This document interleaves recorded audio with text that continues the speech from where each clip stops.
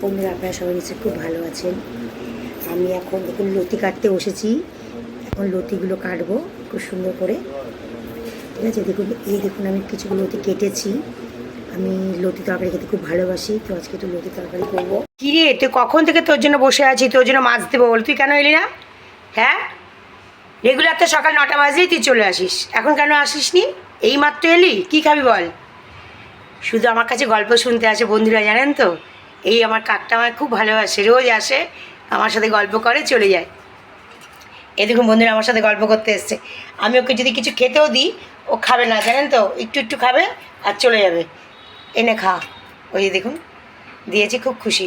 এবার চলে যাবে, খেয়ে আবার আসবে আমার সাথে গল্প করতে। দেখুন বন্ধুরা, আজকে আমি রান্না করেছি, একদম মচমচে করে মাছটাকে গুঁড়ো করে ভেজেছি। পাট শাক রান্না করেছি বন্ধুরা, রান্না করেছি কচুর লতি। তখন লতিটা কাটলাম, যে ওই লতিটা কেটে রান্না করেছি, রান্নাটা দেখায়নি। এই আমি লতিটা রান্না করেছি। আর এই যে দেশি মুরগি রান্না করেছি আজকে, চিকেন।